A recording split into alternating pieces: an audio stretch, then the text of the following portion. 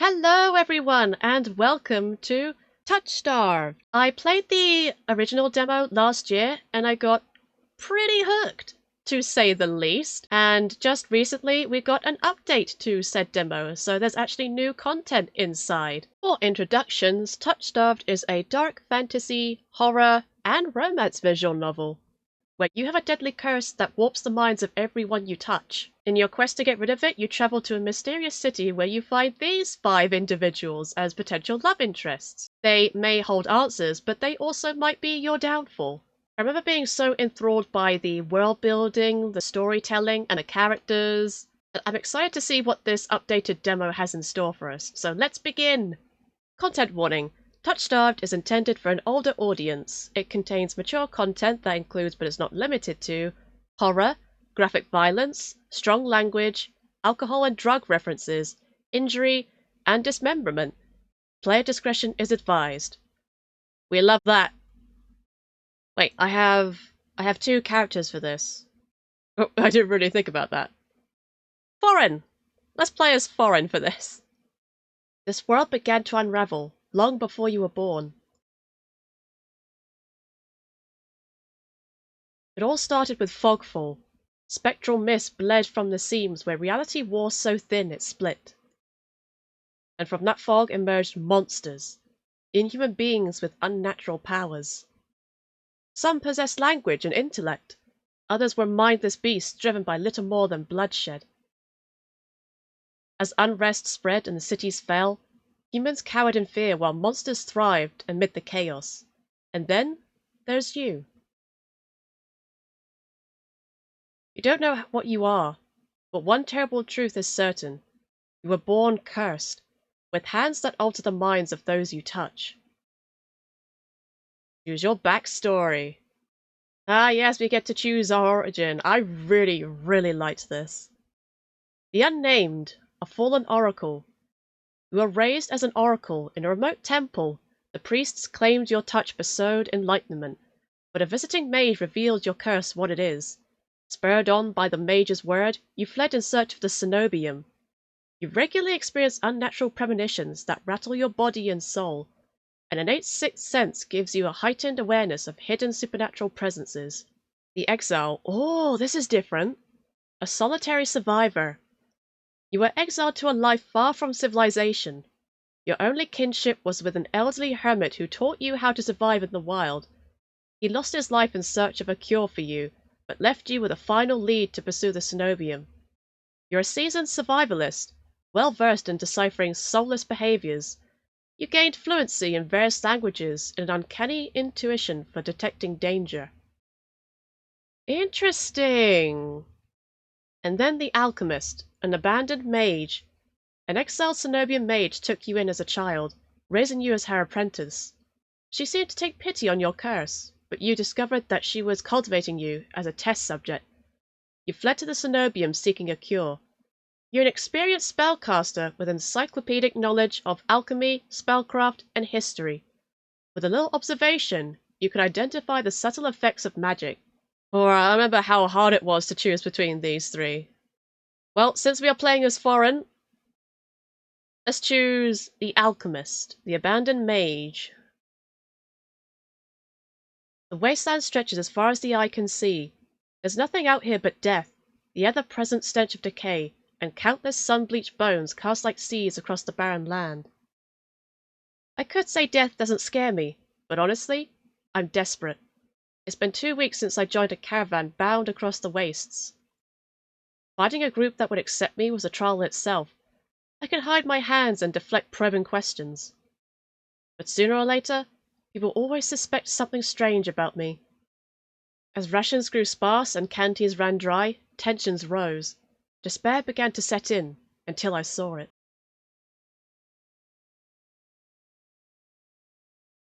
Eridia, the city of knowledge, one of the last bastions of humanity left in the world, and home to the famous academy called the Senobium. All the world's knowledge gathered in one place. If there's anywhere I'll find a cure for my curse, it's there. All that stands between me and a new life is a final stretch of salt-soaked wastes. Or so I think, until I see the first tendrils of fog snaking beneath the wagon.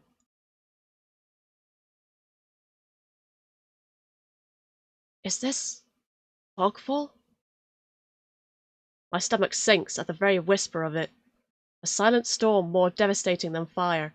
Dangerous in cities, but a death sentence beyond them.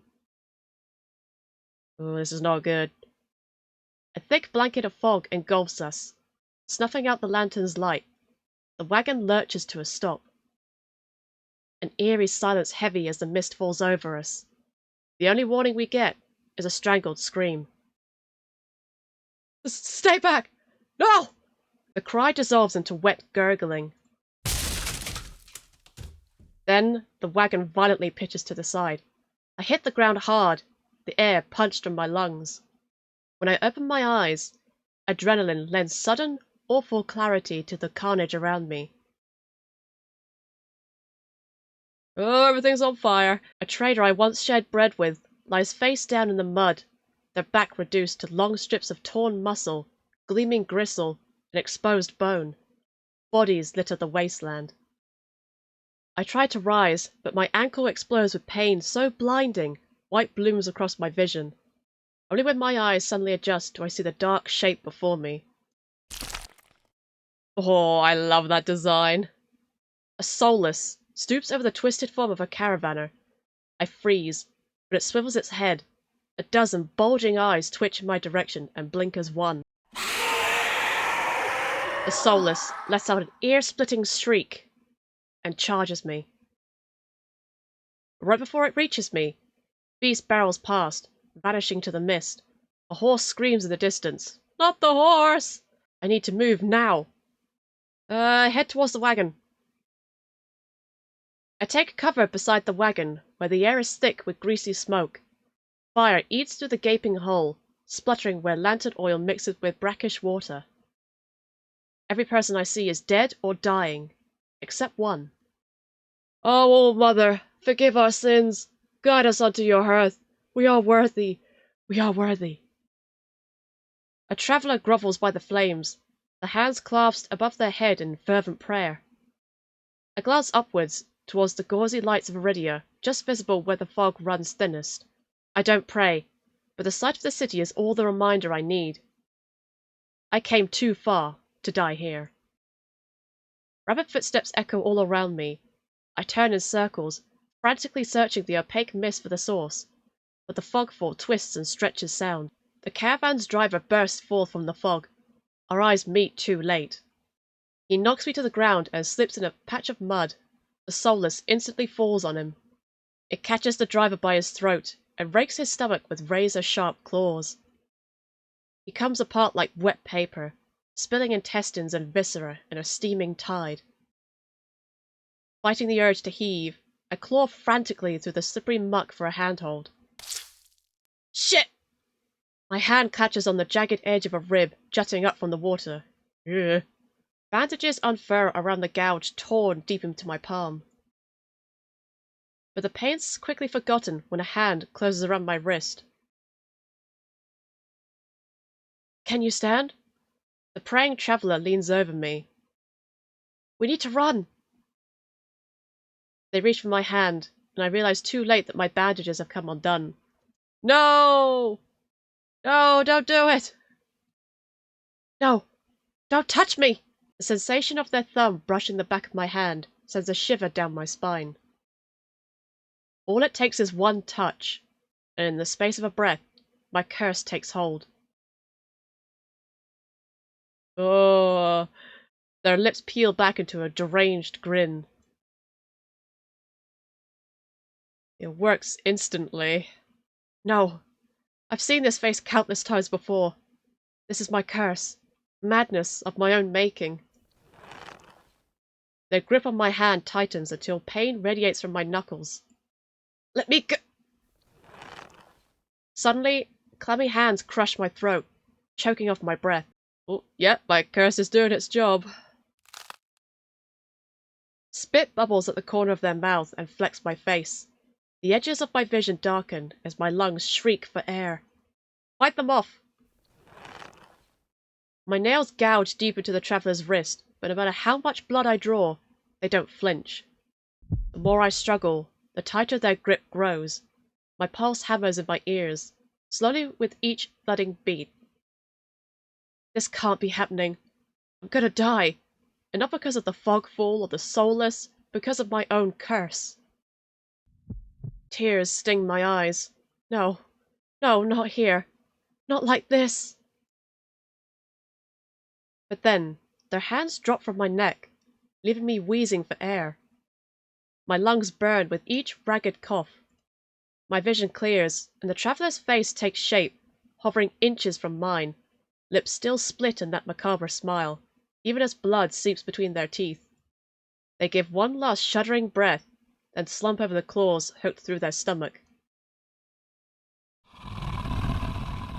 The soulless shoves the body aside, its glowing eyes narrow as though grinning. Insane traveler or soulless? Pick your poison. There's a flash of claws. Red spills across my vision. I thought there'd be pain, but as I sink into the murky water, all I can feel is the grit of silt filling my mouth and the icy embrace of shallow water. I spot an arm resting among an outcrop of weeds.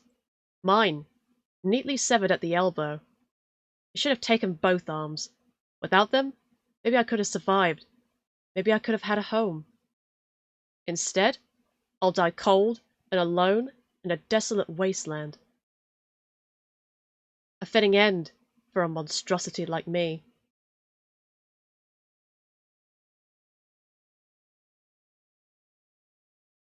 If this is death, it's bright. It's not as bad as I feared. The cold is gone, as is the choking stench of bog water. I could drift forever, cocooned in oblivion, until all thought and sensation vanished. No curse, nobody howling at me in madness and terror, nothing at all. The thought has a terrible appeal to it.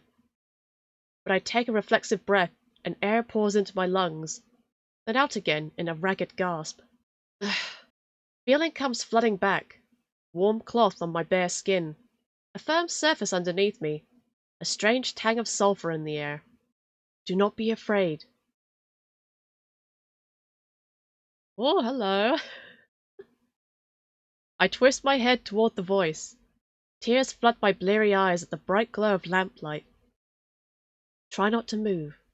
The voice is calm, steady, and commanding. But more importantly, it's a stranger's voice. A gorgeous stranger. One thought cuts through my mental fog. I have no idea who this is, and I'm completely at their mercy. Stay away from me! My words come out in a little more than a creaky whisper. I clamp my mouth shut, hating how weak and helpless I sound. No. No? Who the hell is this? Sit up or lie back down? Let's lie back down. I let myself slump back against a thin pillow, wincing when the motion jolts my head. Ah, a cooperative patient. Thank you. The words swim in one ear and out of the other without much comprehension. I pull the sheet up higher, wipe my eyes until my vision clears. Oh my god, he's so handsome. The stranger towers over my prone form. Warm light limns his pristine medical coat. I instinctively shrink back, and that's when I realize that I'm completely naked except for a thin linen sheet. Naked, lying on a low cot, with a pair of sharp golden eyes watching my every move. The man's gaze flickers to my exposed, unbandaged hands. I plunge my hands under the sheet, though it's too late. He must have noticed what they look like. Strange, pursed, inhuman. I brace myself for his inevitable disgust, but his courteous smile lingers. He just watches in placid silence as I struggle to make sense of my surroundings. Where am I? Who are you? Be calm. You are safe here. Whoever this is, he clearly has no idea who or what I am. I've never been safe anywhere, with anyone. Even my own mentor, my teacher, thought I was nothing but a convenient specimen to be used and discarded. I scowl, pulling the sheet protectively around myself. Where are my clothes? The man's golden eyes narrow slightly. A sharp sigh rustles the papers in his hands. I see you are not to be dissuaded. Your clothes were torn to shreds when I found you, but I procured replacements. With a soft creak, he rises from his chair, giving me a better view of my surroundings. This looks like a medical clinic. Bottles of silvery alchemical concoctions line the counters in neat rows. The air makes my nose twitch, a faint whiff of smoke, and something distinctly metallic. The doctor produces a large, dense bundle of cloth, which he sets at the foot of my cot. He's easily a head taller than most, and I have to crane my neck to look at him. Can we take a moment to just admire this man's attire? Look at this. Why can't all doctors look like this? Could you, excuse me, changing here? I lift my head, looking defiantly into those golden eyes. Could you step out first? I'm not getting dressed with you standing here. To my surprise, the man's mouth quirks. I was not planning on watching. Still smiling to himself, looking over his shoulder like that. He disappears through a narrow door. I hear a soft click as the lock turns behind him. When I don't hear any more footsteps, I reach for the bundle of clothes. An itch on my elbow stops me short. I reach down absently to rub at it, then freeze when my fingers meet a neat line of stitches. I know what I saw. That beast took my arm clean off. And yet, the limb shows no sign of injury, apart from the black stitches poking through my skin. I gingerly flex my fingers, feeling my heart race at the sensation. This is impossible. I should be dead, or at the very least gasping out my last breaths. I squeeze my eyes shut, waiting for the pleasant dream to unravel, to wake up and find myself bleeding out in the swamp. But nothing happens. The seconds tick by, and my arm remains resolutely healed, my surroundings pristine and quiet. In numb disbelief, I grab the replacement clothes and begin stiffly pulling them on. They're thicker and warmer than mine were, bundled with a black woolen cloak. But there's one thing still missing. My bandages. The doctor didn't leave me with any, though I know he saw my hands. I slide off the bed and take a few unsteady steps towards one of the drawers. If this is indeed a doctor's clinic, there must be bandages somewhere. I start opening drawers at random, and of course, that's when the door swings open. Are you looking for something? I whirl around, clutching a thick roll of clean bandages. I try to step back from him, but my legs bump against the cot. Your caution is understandable, though if I meant you any harm, you would know. That doesn't make me feel better in the slightest. But he makes no move towards me, so I quickly wind the bandages around my hands. The glowing scars and mottled skin disappear under a layer of clean white cotton. May I ask why you need additional bandages? I can help if you tell me what ails you. I doubt it. Traveling to Eridia was a gamble born of desperation rather than hope. Nothing has come close to curing my curse. And yet, my left arm twitches. The arm that was severed before my very eyes. The doctor's unblinking gaze follows my every move. It's clear he won't drop this without some sort of answer. The bandages protect me, and they warn others to stay away. I've tried every way of covering my hands, and this works best. Most people avoid touching me as soon as they see the bandages. An illness, then? Or a less mundane affliction spread by contact? I flinch. He doesn't even sound surprised, and that's far too close to the truth for comfort. Glare at him or decline to answer. I mean, I personally see no reason to glare at him right now, so let's just hope he drops it. Well, it's personal, and I don't really want to get into it. I have treated every affliction under the sun. I may have answers that you do not. An involuntary snort of laughter escapes me. Where would I even begin? Would he even believe me if I told him? I shake my head. I need to know more about this doctor before he figures me out. Who are you? You may call me Kuras. And where exactly am I? Eridia, which I assume was your caravan's destination. I can think of nowhere else for a group of travelers to go. Eridia? So, I made it to the City of Knowledge after all? I should feel relieved, but all I can manage is a vague sense of increasing unease. How did I end up here? I brought you to my clinic, of course. You were the only survivor from the caravan, barely clinging to life. You needed immediate treatment. The only survivor, huh? Oh boy. Which you provided? Yes. He says it so simply, as if I'm a small child and he's explaining basic addition to me. I frowned and flexed the fingers on my recently healed arm. Aside from being a bit stiff, it feels fine. Thoroughly attached to me. You're saying that you stitched my arm back on? Pardon? A Solus attacked the caravan. It ripped everyone to shreds. It tore my arm clean off. But when I woke up here, I spent my entire life learning from a Senobium mage, and I know of no alchemy or magic that could reattach a severed limb. Even if he somehow could heal me with magic, I should be able to detect traces of it, but I sense nothing out of the ordinary. The doctor, Kuras, pinches the bridge of his nose. He sits back down in his chair, quiet for a long time. I do not know where you come from, but Eridia is the city of knowledge and deadly secrets alike. Information is power, and one should not give or receive it freely. Since you refuse to divulge your secrets, I will not divulge mine. I do not even know your name. You are new to Eridia, so I will overlook this specific breach of etiquette. Do not expect others to extend the same courtesy. Do you understand? Yes. He glances at my freshly bandaged hands. Loath though I am to admit it, he has a point. I'm a complete stranger to him, yet he saved my life. I take a deep, steadying breath. This time, when I speak, I sound a bit more like myself. Foreign. My name is Foreign. It's a pleasure to meet you, Foreign. There's a little more warmth in his smile, his polite demeanor back in an instant. Thank you for saving me. I chance a smile in return.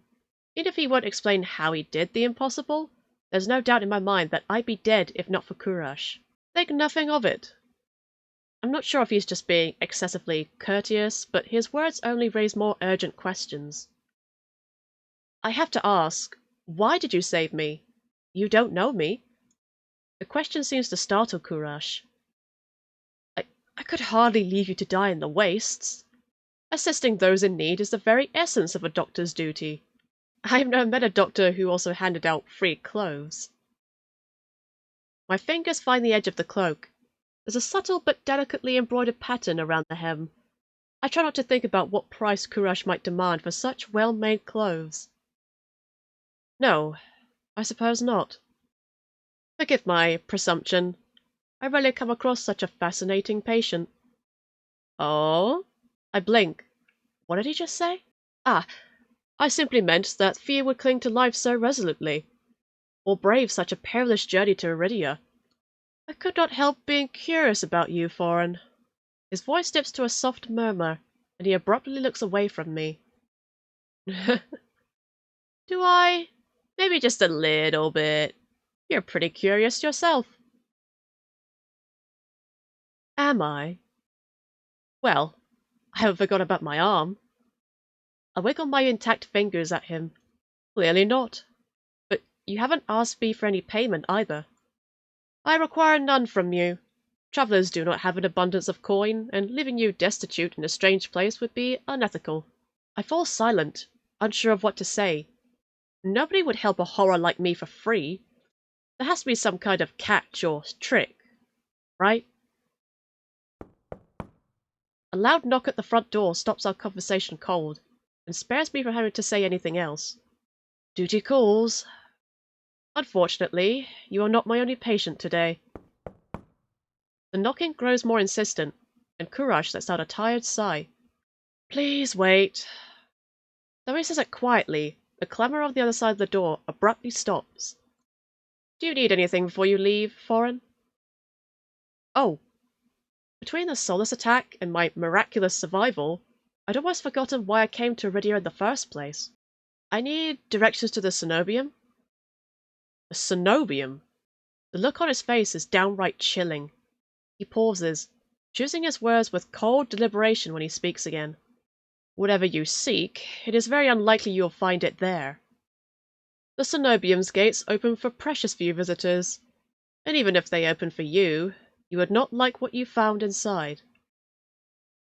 My heart sinks. Is he saying that I came all this way for nothing? Risked life and limb for nothing? No, that can't be.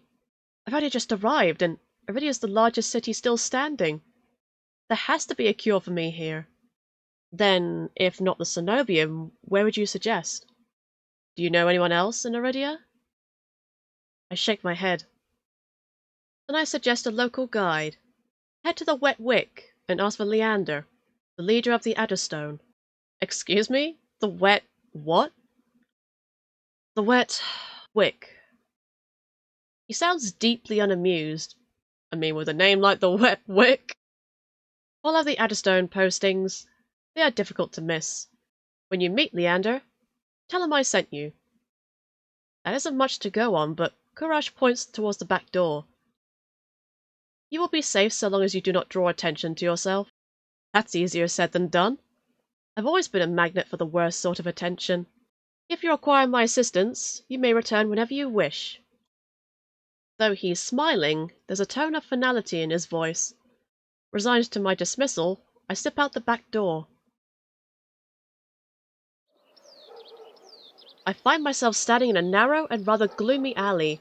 I pull the new cloak up over my nose, stepping over the contents of empty chamber pots. Something weighs heavily inside one of the cloak's pockets. My coin purse. Every last coin that I'd scraped together for the journey to Eridia is still inside. I wasn't mugged! The purse doesn't even look like it was opened.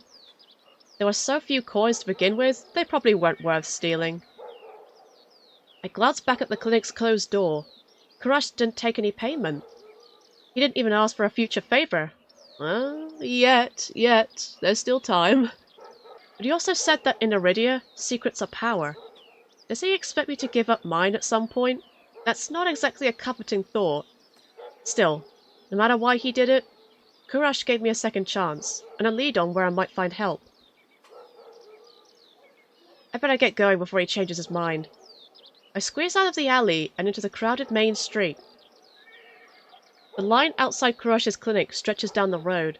Two thin peddlers queue alongside weathered elders. If any place is in desperate need of a free clinic, it's this one. The cobblestone are treacherously rough under my feet, deep grooves worn between them by regular flooding and decades of hard use. I knew Eridia was a river city, but I didn't expect it to look so eroded. The buildings are tired and dilapidated, all crammed together in narrow streets. A child darts by, clutching something greasy wrapped in paper. The smell of fried food drifts over to me, and my stomach gives a faint gurgle. This morning's catch, fried up, hot and fresh. Not too many eyeballs today. That sounds disgusting, but I'm starving, so I duck my head under the stall's grubby awning. A large fish leers up at me, its 3 bulging eyes still visible through the thick layer of crispy batter. The vendor gives me a gap-toothed grin. What's the cheapest thing you've got? The vendor points at a metal basket of what looks like long strips of savory fried dough. Fresh long, lads. 3 copper apiece. Don't burn your mouth.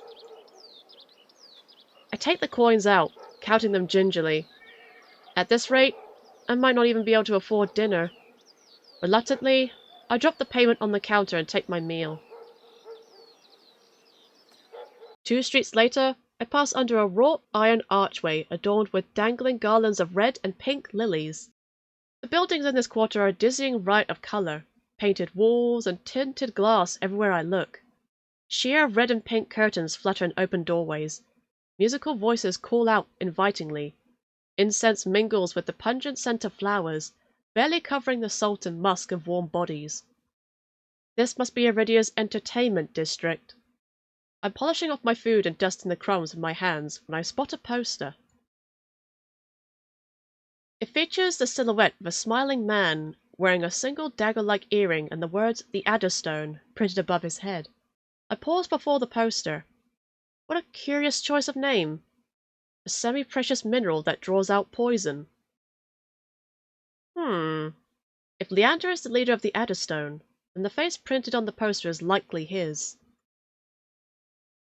I follow the line of identical posters around a corner and nearly hit my head on a precariously dangling wooden sign. Looking up, faded orange letters read, "The Wet Wick." The facade of the building looks like it's seen better days, but I hear faint music and laughter coming from inside. Well, let's go in.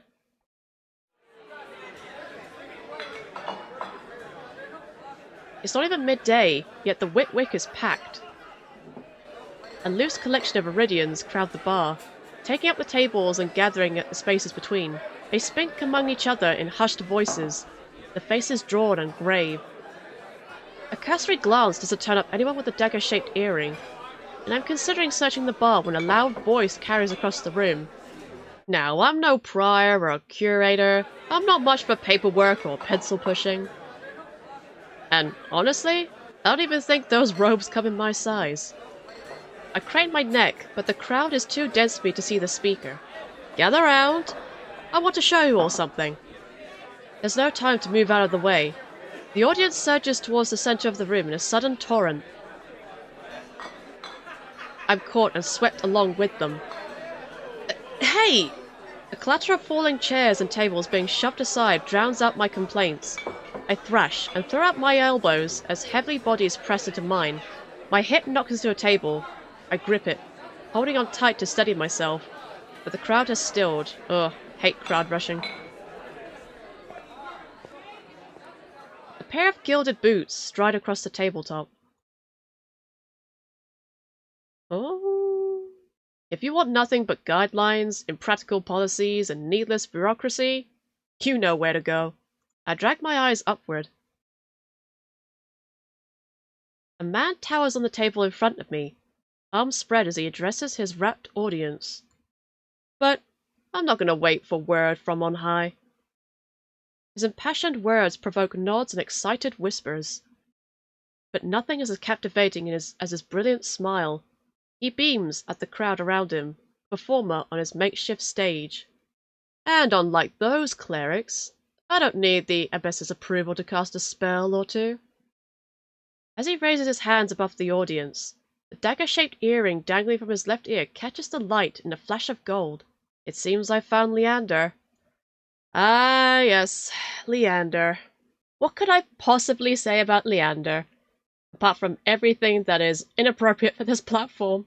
These are our streets. We make our own luck here. He snaps, and a flash of pale green light erupts from his hand. With the flick of his wrist, Leander conjures a ribbon of glittering light. Such beautiful artwork! A delicate flower stem sprouts from between his pinched fingers. One by one, glowing lily petals unfurl. Leander raises the flowers with a flourish, and the bar bursts into clapping and cheers. My mouth hangs open, and not just on account of the impressive performance. There was no incantation, no spell circle. I've never seen such a beautiful and intricate spell cast so effortlessly. With skills like that, it's no wonder Kuras sent me here. Leander plucks the shimmering flowers out of the air and turns in a slow circle. Now, who could use some good luck? I don't have the voice of a charming man. Eager onlookers scoot closer to the table, but Leander's cool, green eyes slide right over them and lock on me instead. How about you? My chest grows tight. Suddenly, I'm in the spotlight. Take the flowers or refuse the flowers? Let's take the flowers. I reach out and take the flowers from him, all too aware of my trembling fingers. There's no weight to them, only a faint warmth that radiates from the stems. As soon as the lilies leave Leander's hand, they dim and they fade away in a shower of opalescent light. To my surprise, Leander laughs under his breath. That's the problem with flowers. They don't last long, but they leave an impression, right? He grins at me, and I find myself smiling back. Leander steps off the table, dropping among the excited crowd with a clink. All right, show's over. Back to work, everyone. The audience disperses, and Leander heads towards the bar. Now's my chance. I start after him, only to find myself face to face with one of his followers. Sullen follower. Where do you think you're going? I need to talk to Leander. Aha, you and half of Lowtown. Leander's busy right now. Adderstone business. Come back tonight. After the moment we shared? Surely Leander can spare a word. But the follower crosses her arms, unmoved. I glance over her shoulder, hoping to catch a glimpse of Leander. As though sensing my gaze, he looks up, and for a moment, our eyes lock. Then, Leander turns away to murmur something to the group gathered around him. The follower moves to block my view. You hear me? I'm not looking for trouble. This doctor, Kuras, said I should find Leander. That's... She's interrupted by a hand resting on her shoulder. Kuras sent you? He said you could help me. Leander nods at the woman, and she steps aside wordlessly. Follow me. He leads me to the crowded bar. There's so little room that his broad shoulder presses against mine. I tense, but he doesn't seem to mind at all. Sorry about that. The Adderstone watch out for one another, but they can be overprotective at times. Lesson learned. Leander flashes me a broad grin. You're new to Eridia, aren't you? He says it with a genuine air of curiosity. Do I stick out that much? No, but I'm certain I'd remember seeing a face as lovely as yours around Lowtown. My eyes drop to the polished countertop. I'm not used to flattery, and being this close makes eye contact difficult. As if on cue, the bartender approaches us. What'll it be? Surprise me, and add anything my friend wants to my tab. I'll have what he's having. While the bartender leaves to fix our drinks, Leander leans his elbows on the counter. His sleeves ride up, revealing a long, raised scar. I catch myself following its winding path across his forearm. Leander's eyes wander over me in return. When they lock on my bandaged hands, a bitter taste rises in my throat. Here come the questions. Is there any chance Kuras sent you here for cheap drinks or barely edible appetizers? No. Pouting. He pushes his hair back from his forehead, sighing when it immediately falls back into place. That's the doctor for you. Always business. I'm not sure he even knows how to relax. The bartender returns with a pair of glasses. I raise mine and give it an experimental sniff. It smells faintly yeasty, like beer, but with an undercurrent I can't quite place. A quick sip confirms my worst suspicions. It's awful. Briny and sour with a distinct hint of pickle flavoring. Beside me, Leander takes a deep swig from his glass. So, how can I help you? I need to get to the Senobium. As soon as the word Senobium leaves my mouth, the group standing nearby falls silent. Oof, I hate that. That would give me goosebumps. From the wary looks thrown my way, it's clear I've broken some taboo. It had to be the Senobium. Leander pushes away from the counter. Let's continue this conversation outside. I rise to follow him.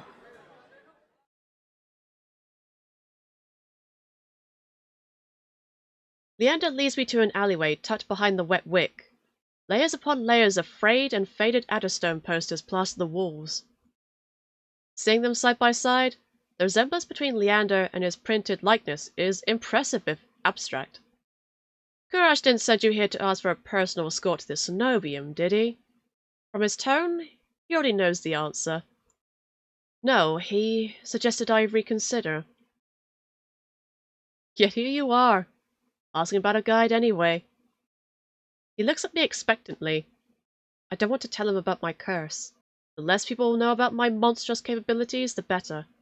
Thankfully, Leander takes my reluctant silence as an answer. Are you aware of Eridia's particular currency? Information's worth its weight in gold here. I don't much care for outdated traditions, so I'll be completely honest. The Senobium won't help you. They're more likely to torture you than lend you a hand. Torture? My teacher never described anything like that. But the Senobium is supposed to be a place of learning, a sanctuary. The Senobium has always been heralded as the last bastion of human knowledge, a shining beacon of hope in a fading world. If any place held answers, it would be the Senobium. That's why I came here. Leander nods patiently. You're not the first person to fall for propaganda. I grew up idolizing the Senobium. I wanted nothing more than to join their ranks, to learn magic from the best, to make a real difference.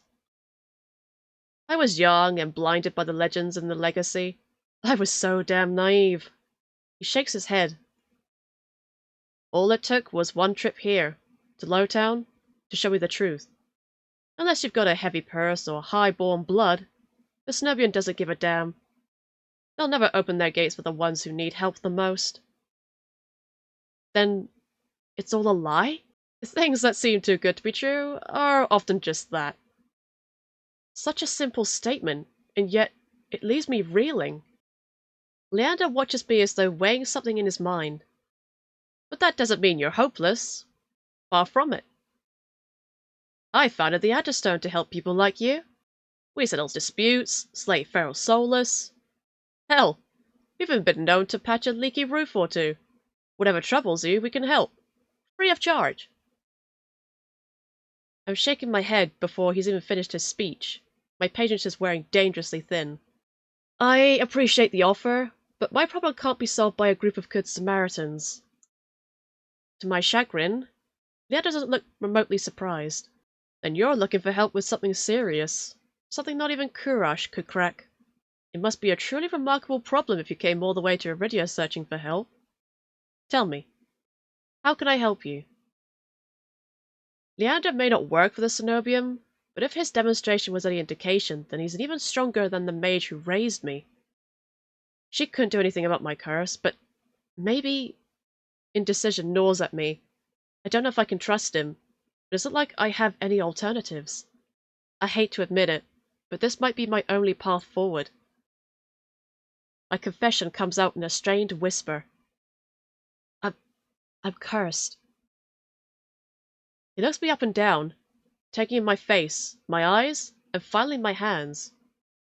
Is that why you bandage your hands? My touch is dangerous. It changes people. Hurts them. Why is he smiling like that? Before I've even finished, Leander pulls his left glove off. He flexes his fingers and grins. Alright, let's see it. As he offers me his hand, a prismatic flash of magic ripples across his palm. An enchantment for protection, but I'm already shrinking backwards. I can't. I don't care how confident Leander is. I won't allow myself to hurt him. To see his kind face, unrecognizably warped. I don't want to hurt you. I'll be fine. Trust me. I've seen enough curses and hexes to last me 2 lifetimes, but I'm still standing. Do you really think Kuras would send you here if I couldn't handle it? How should I know? I only met him today. I'm twice as good as any Senobium mage. If anyone can help you, it's me. You don't know what you're asking me. I'm asking you to trust me. I look from Leander's outstretched hand to his confident smile. Then, I begin unwinding the bandages from my hand.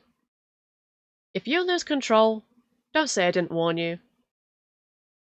You can tie me up first if it makes you feel better.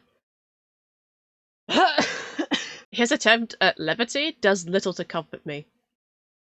With each joint I expose, I grow increasingly certain that this is a terrible idea. But if he's bothered by how my hands look, he doesn't show it. Alright, deep breath. On my count. My fingers hover shakily over Leander's palm.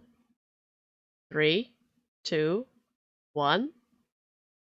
I mean, we gotta see. We gotta find out, right? I tap his palm once, as quickly as possible. It's barely more than a brush, but that's all it ever takes. Heart racing, my eyes dart to his face, But Leander only smiles gently. See? It can't be. When I reach for his palm again, Leander catches my wrist before I can pull back. I told you, there's really nothing to worry about. You just imagine how the MC feels in this moment. He trails off and my thumb grazes the soft skin of his inner wrist. I search Leander's face for traces of madness, but his eyes remain a clear, soft green. Neither of us speak as I trace the contours of his palm, lost in an awareness I wasn't anticipating. It's not as though I've never been touched before. My curse only extends to my hands, and desperation spurs creativity. But all that pales in comparison to this. I've never experienced such intimacy. My fingers, long deprived by years of bandaging, pick up every single detail. The grooves along his palm, the smooth shell of his nails, the bones in his wrist. For as long as I've lived, I've never been able to hold someone's hand without dire consequences. I never realized what I was missing. While Leander's pulse is steady, mine hammers as fear gives way to excitement. Keep touching him or let him go? You know which option I'm gonna pick. My hand glides over Leander's wrist and up his arm, where smooth skin abruptly gives way to a raised scar. The one that I was not ogling earlier. It matches the one that runs from his collar to cheekbone. Could it be the same wound? When I glance at Leander's face, his lips part as he considers his words. Am I the first person you've been able to touch like this? My hand goes still on his arm. So far. Then, is it everything you wanted? When I nod, Leander turns my hand in his to inspect the gleaming fissures crisscrossing my knuckles. There's no revulsion in his face, no fear. He looks up at me and grins. It's not every day I meet someone as enticing as gold. Oh. He winks and lets me go. Wow. Even now, I draw my hand back and take a steadying breath. My head feels like it's stuffed with cotton. Habit alone guides me through the motions of rewrapping my hand, although my fingers tremble too much for the bandages to lie flat. I can't believe that worked. I've really forgotten my manners. May I ask your name? I'm foreign. Foreign. This curse of yours is unlike anything I've seen before. I can tell you're careful, but it's best you kept this between us. Are you staying in Lowtown? I pause. Room and board was something I've yet to consider. I don't know. Let's get you properly settled then. Got any rooms left, or did my lot grab 'em all to sleep it off? The bartender, who I now realize doubles as an innkeeper, slides a key onto the counter. The usual room? Leander's laugh sounds slightly strained. No, not today. This is just for my friend, Foreign. Right. Stay as long as you like. You two have fun. Have fun? Leander clears his throat and holds the key out to me. I hesitate. My coin purse barely holds enough for a day's worth of meals, let alone a room. How much do I owe you? Nothing. My treat, since you shared your secret. Food, drink, a warm bed, anything you need. Carefully I take the key from him. It's small, but heavy in my palm. I never expected to have a warm bed in Eridia, let alone free meals. Thank you. Iridia's twice as dangerous as it is wondrous. Be careful out there. And if you need a reprieve from what haunts you, come find me. I nod, taking one last look at the gleaming bronze key before tucking it into the pocket of my cloak for safekeeping. Leander gives me a friendly wave before returning to the bar. Ooh, look at this! Cozy!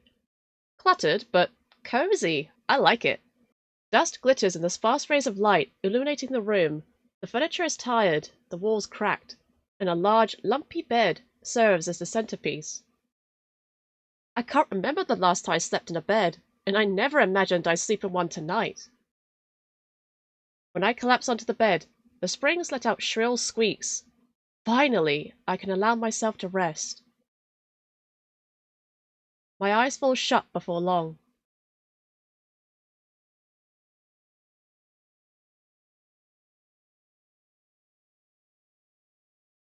I wake to pale sunlight filtering through the narrow windows. Despite the clamour of the tavern below, the precious hours of rest have restored my strength and given me a flicker of cautious optimism. If I play my cards right, today could be the day I get close to finding a cure. I quickly head out of the wed wick. The air clings, sodden and heavy with the lingering scent of rain. Without the afternoon crowd, the district looks barren and bleak. In the middle of the street, a pair of crows quibble over stale bread crusts. I pause, watching them while I consider my next move. Kuras and Leander both made it clear that Senobium can't be trusted, but I came so far and endured too much to give up now. I need to see the Senobium for myself, if only to satisfy my curiosity. Surely someone in the bar can point me in the right direction. I'm about to turn back when a shadow passes over me. A cloud, I think, until a puff of hot breath tickles the back of my neck. Oh. The shadow trickles down the street in rivulets. Formless dark spreads like ink in blotted shapes. Claws stretch. A muzzle splits open to reveal long, jagged teeth. A growl rumbles so low and deep I feel it in my chest. I want to run, to scream, but I feel trapped, as though the slightest movement or breath will snap the jaws around me shut. No, I won't let it end like this. If I'm gonna die, I want to look what got me in the eye first. I steel myself, then turn. The shadow vanishes as quickly as it came, and I'm left standing in the middle of the street, alone, save for a figure reclining in the shade of a nearby stoop. Ugh, why you so pretty? A monster. That much is clear from a glance. One that could nearly be mistaken for human were it not for the tufted ears and the tail curled around his ankle. Or the dusk pink eyes with pupils that sharpen like needles when they fall on me. We lock gazes, and the monster uncrosses his long legs. His hair gleams a shade of red that reminds me unsettlingly of blood, where it curls around his collared throat. Jumpy, aren't you? His tone is so light and carefree that I glance over my shoulder to make sure he's speaking to me. When I look back, the stranger props his chin on his knuckles and regards me with an inscrutable grin. Did you see that shadow just now? It was massive, moved like a beast. Even as I speak, I'm aware of how ridiculous I must sound, but the stranger's smile doesn't falter. The only beasts I've seen are the Wick's drooling regulars, though this did catch my eye. Again, why? Why must you be so pretty? With a flick of his wrist, my in-room key dangles from his finger. It turns on its chain, glittering when it catches the light. Also, the design? Gorgeous, absolutely gorgeous. My hands fly to my cloak's pockets, and sure enough, find them flat. He crooks his finger, beckoning. I've already taken 2 steps forward before some stifled instinct stops me. Something feels wrong. I'm still on the edge, throbbing with so much adrenaline that the stranger's shadow flickers at the edges of my vision. I always seem to attract the worst kind of attention, or the best kind of attention. But I can't get rattled now. Who said that's my key? Who said that's mine? He smiles wide enough to reveal sharp fangs. Not the fangs. I saw you drop it. You really should be more careful. City like this, somebody might take advantage. A bold-faced lie said without a hint of irony. I didn't drop my key, and I didn't sense any magic either. He must have stolen it somehow. I approach the monster, careful to keep an arm's length away.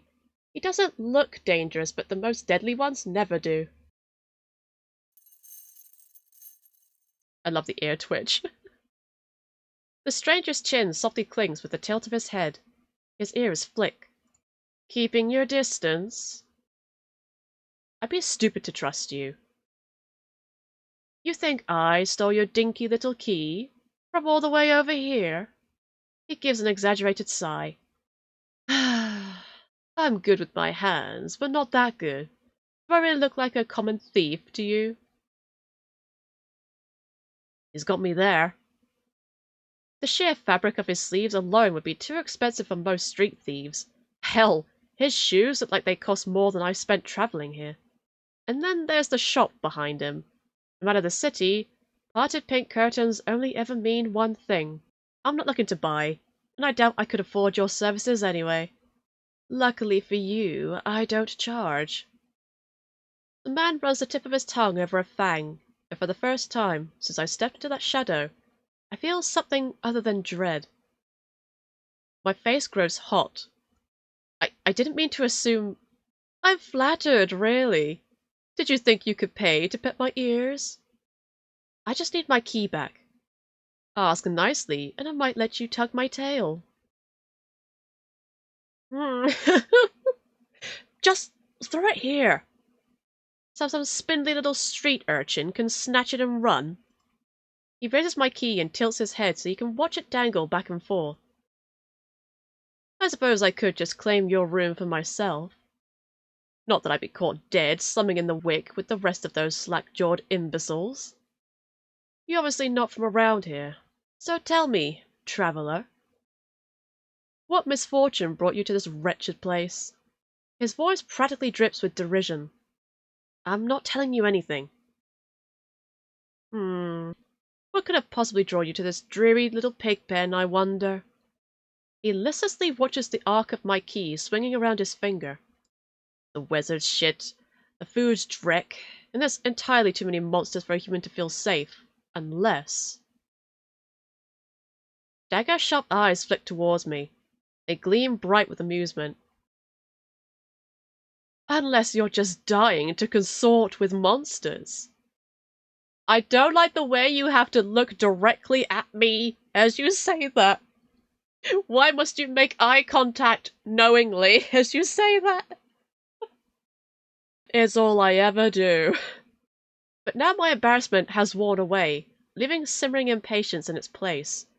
If this is a shakedown, it's the most infuriating one I've ever had. Oh, we can walk away? Oh, we have to see this. His grin widens when I take a step forward. I knew you'd... And crumples as soon as I walk past him. Where are you going?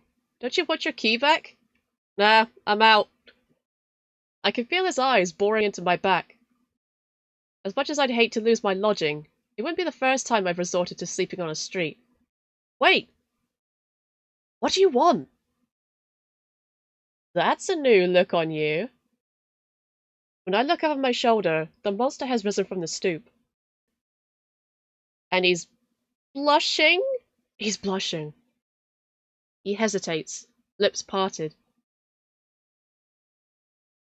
Our eyes meet for a heartbeat before he darts away. The tip of his tail thrashes against the ground. Don't get the wrong idea. Nah, not at all. I was only playing. I never meant to offend you. He says it carelessly, but I don't miss the way he studies my face for a reaction. I'm not playing your games. I thought you were flirting. Seemed more like you were flirting. Is that so? Well, I must admit, it's not every day I meet someone quite like you. Go on. Like me?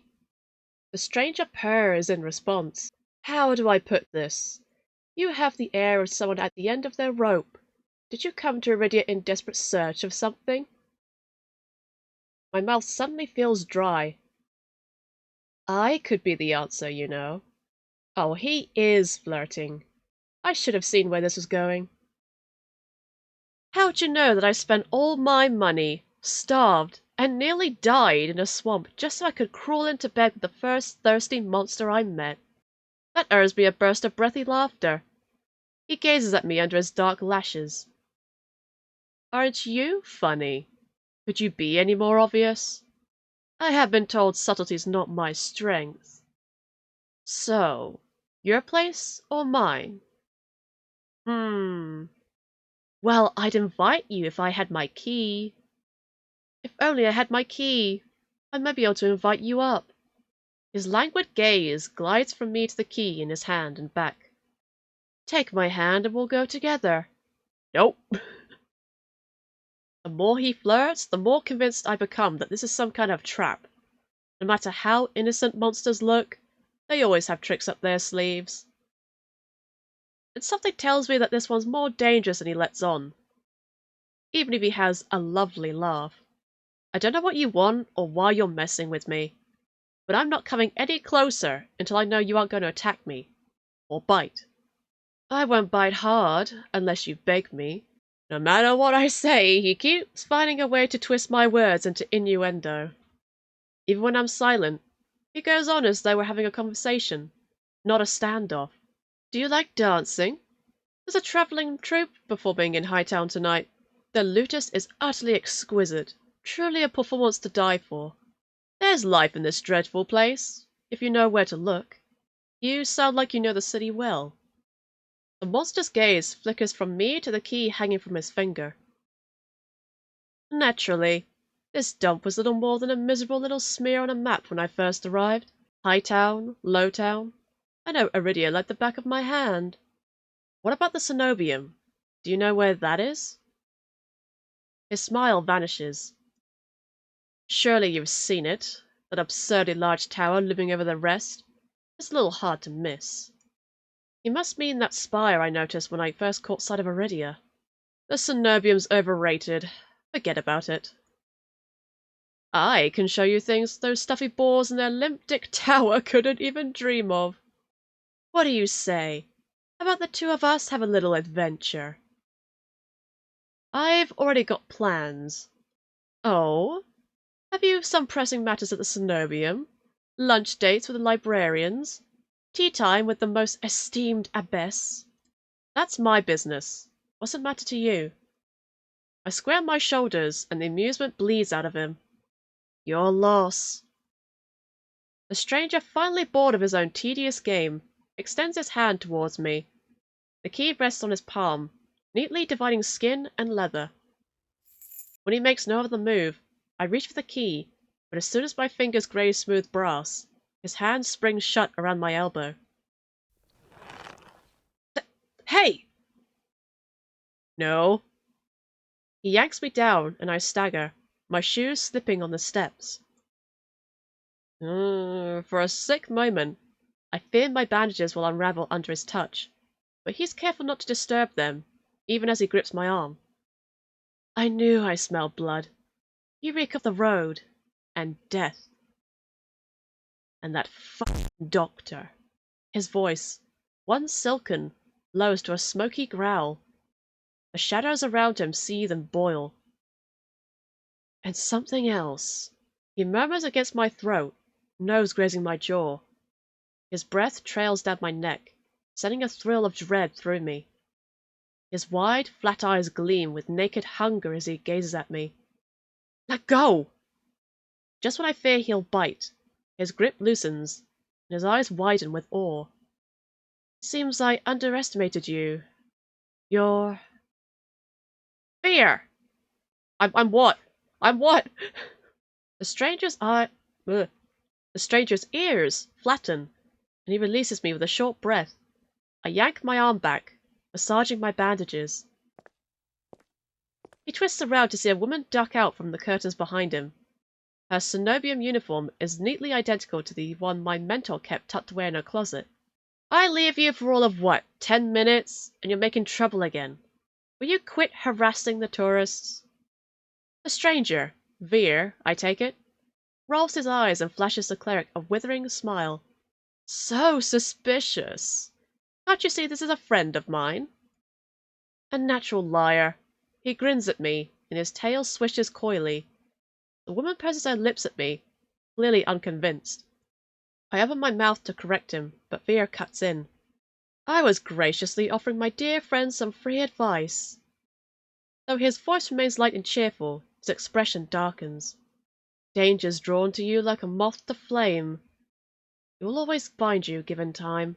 The woman clucks her tongue as though she's heard his recital 102 times. Word to the wise, don't take free advice from lazy foxes lounging in streets. This crook would sell water to a drowning man for the sheer enjoyment of it. She shrugs off a wilting look from Vere. Oh please, any friend of yours knows it's true. Now hold still. Vere rises gracefully at her approach. He pushes his hair aside so it drapes over one shoulder, exposing the long line of his neck. And suddenly, it dawns on me that the jingling I heard earlier wasn't coming from his harness, but a heavy iron chain wound around a hitching post and padlocked to the back of his collar. The woman produces a crowded keyring from her pocket. She rifles through a dozen identical keys before selecting one and slotting it into the lock. Come on, unless your friend's tagging along on our merry little soulless hunt. They're hunting for soulless inside the city? Words momentarily fail me. The cleric regards me with a polite, if tight, smile before marching down the stairs. Vere lingers. He stretches his arms over his head with a yawn, and I try not to stare at the way his stomach flattens when he arches his back. Your little secret's safe with me. Try not to get yourself killed. Vere hops off the stoop and bounds after the woman. His tail sways merrily, as though he hadn't just lied and threatened me. Did you try that thing I mentioned? The Laventian knot? That the one where you take 3 fingers and... Actually, don't tell me. Knowing you, it's probably disgusting. Vere's airy laughter echoes down the street. It's only after he and the cleric have vanished from sight that I realize I'm still missing something. Wait! Reflexively, I shove my hands into my pockets and find it. The room key. I raise it to the light. Sure enough, it's my key, but the realization is hardly comforting. I don't know what Vere's game was, or what he wanted from me. All I know for certain is that the Senobium saw fit to leash him. A fate I could share, if that's what his vague warning meant. That's the third person that said that the Senobium is bad news. I'm beginning to think it's bad news. I let my eyes drift skyward, past the lanterns gently swaying in the breeze to the Senobium, faintly visible through the haze. Just one glimpse is all I need, and I can put this all behind me. This time, the key goes into my coin purse for safekeeping.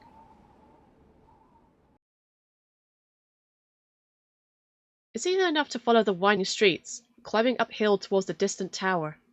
Hours later, legs aching, sweat beading on my forehead, I finally find what I'm searching for. The Senobium of the Luminous Void. It stands as the highest point of Eridia, surrounded by cold, white walls. Well-dressed people stroll down the walkways, ignoring the massive tower in their midst. I'm the only one standing before the gates. I crane my neck up until the top of the Senobium spire disappears into the clouds overhead. The gates are so heavily enchanted that even standing near them sets my teeth on edge. Alchemically reinforced locks, invisible alarm sigils, and who knows what else. Knocking seems like a terrible idea, but I don't see any other way of making my presence known. I'm halfway up the steps when something moves in my peripheral vision. A shadowy figure crouches beneath one of the white walls. They reach out and tug on a vine, as if testing its strength. Oi! You there! The shadow vanishes as quickly as I spotted it, and a gaunt-faced man in a crisp charcoal uniform marches up the steps towards me. Ugh, another tourist. Get out of here once you're done gawking. A dismissive wave accompanies his equally dismissive words, and he turns without even waiting for my response. I look back at where I saw the intruder, but there's nothing. Just the leaves blowing gently in a cool breeze. I step away from the gates, hopelessness washing over me. Hello? A whisper coats the back of my ear, hot and syrupy. I jerk away, but find no one beside me. Instead, halfway down the staircase, I spot a girl peering up at me. She's barefoot, draped in several layers of worn, moth-eaten clothing. Peculiar metal jewelry hangs across her face, and jingles with each slight movement. Her eyes are her most striking feature. They shine a scorching, unnatural crimson. It feels like staring into the sun, and yet I'm strangely captivated by her. She tilts her head, the tinkling of metal riding the wind. Do you need help? I do or I don't? I do. I'm unsure how to respond. The air is charged with a mysterious energy, as if each of my words is worth its weight in gold. On the off chance she can help me, I might as well be somewhat truthful. I do, but wanting it is another question. The giggle she makes is a chiming, fluttering sound. You're honest. I like that. She dips into a polite curtsy. My name is Iris. I was like you once, hopeless and alone. The ones in the tower won't help you with your pain. I might be able to, though. I try not to dwell on the fact that I'm recognizably desperate. Instead, I focus on her vague offer as I descend the steps. You don't know what I'm looking for. You need what everyone else needs in this world. A miracle. Iris turns and my thoughts abruptly scatter. Pitted skin snakes down her shoulders, blooming from a gaping hole in the back of her neck. A shuddering breath escapes me. The fuck? By the looks of it, some sort of disease ate away at her spine, leaving her with hollowed vertebrae. That's an image. How's she able to move or breathe? It's impossible. She shouldn't be alive, and yet... I only get a glimpse before she faces me once more, this time looking a bit bashful. I know it's not pretty, but that's not what matters. The sea spring can cure anything. It can cure you, too. Her shining eyes flick to my bandaged hands, then up again, so quick I nearly miss it. I stand there wordless. It's a twisted miracle, but a miracle nonetheless. She extends a hand out to me, her delicate fingers outstretched. I can take you there, if you'd like. You can decide on your own when you see it. Her hand is frail, marred with tiny wounds. It's the epitome of vulnerability, the complete opposite of the Senobium's mocking, impenetrable gates. And if I say no, it's your choice. The truth is, I don't have much of a choice. Not right now, at least. I wonder if Iris knows that somehow. If there's any hope of finding a cure, I need to follow my every lead, including seeing this sea spring for myself. Nothing to do but take her hand. I cautiously slide my hand into hers. Her skin is ice cold through my bandages. We descend from the higher streets, abandoning their gilded decadence as we cross the river. The wet, derelict districts hold more familiarity for me. However, Iris leads me farther still, until I'm met with an all-too-familiar sight. My gut lurches when I face the open horizon. The sea spring is straight ahead. Eridia's outskirts are hardly recognizable in daylight, but venturing beyond city walls is a gamble I wasn't prepared to take so soon. I shake my head and pull away from Iris. I'm not leaving the city. She circles in front of me with a placating gesture. Don't be scared. I promise you, it's all right. You're as safe inside the city as outside of it, and this stretch before you is the safest of all. She casts a wistful gaze out over the wastes, as if admiring something beyond the vista. This region belongs to Ace. Some call him a gang leader, but he's much more than that. It's difficult to string my thoughts together. Only a fool would leave the city, but a primal instinct tells me that Iris isn't lying. She twirls around with another curtsy, jewelry twinkling playfully in the sunlight. Her doe eyes soften with a smile. As I said, it's your choice. Thank you for coming this far. I hope we meet again, Foreign. I blink, and she's gone. She vanished? Confusion grips me as I look around, searching for any trace of her. But I'm completely alone, with only the vast nothingness of the waste for company. Did I just imagine everything? Is she a ghost? Is she just a vision? No, that whole encounter was real. Again, that primal instinct insists on it, just like it insisted on Iris's honesty. The sea spring is straight ahead. If it managed to cure Iris, I need to see what it can do for me. I venture forth, nerves and determination rolling together in my chest. My heart pounds with each step as I take for civilization. For what seems like an eternity, I force each foot forward, one step, then another, until a realization hits me. I never told Iris my name. Something pierces the horizon ahead of me, a building nestled into a tall cliffside. It appears so starkly out of place that it might as well be a hallucination. Dripping with extravagance and adorned in honeyed mahogany, it's an ornate jewel of architecture. Dark silhouettes skirt in on both sides. Trees, I think, until I'm close enough to realize that what I mistook for branches were spikes and jutting tendrils. Soulless. Several of them watch me in the distance like statues. Flashes of last night chase me, the gushes of blood and screams of death, the smell of burning flesh and sour bile. I can't go through that again. I won't. Exploding into a messy sprint, I push my legs as fast as they'll take me towards the decorated building. The next thing I know, I'm dashing up wooden stairs and crashing through towering double doors. My lungs burn for exertion. I gasp for breath, desperate to be safe, but when I orientate myself with my surroundings, it's more hellscape than sanctuary. Oh, this is definitely one of my favorite backgrounds. This is one of my favorite settings. Look at this. The pool of red. Blood flows all around me, overwhelming my vision with a lurid, unholy red. Instinctively, my hand leaps to my mouth, but the rotten stench of blood never comes. Instead, a smoky scent hangs in the air, sharp and spiced.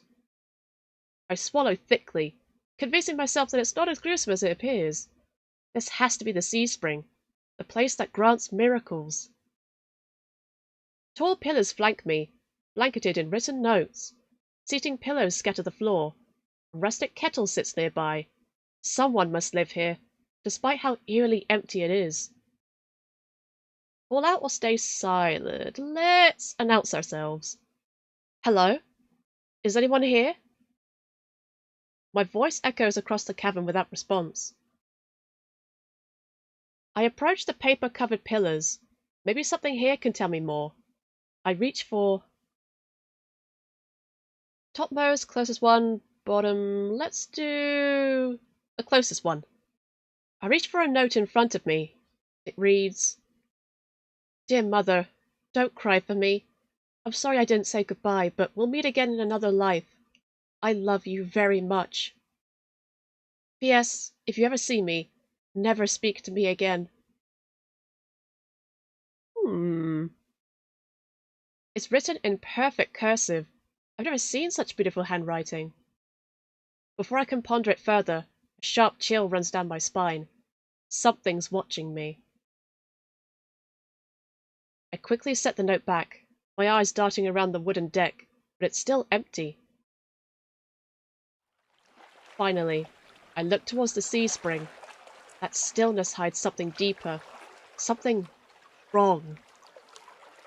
Hey! I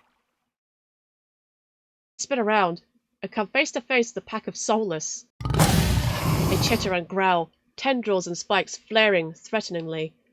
All different sizes and species, but sharing one identical trait, glowing crimson eyes. I try to back away, but my heel teeters over the sea spring. I'm cornered. Watch your step. It's deeper than it looks. That voice again.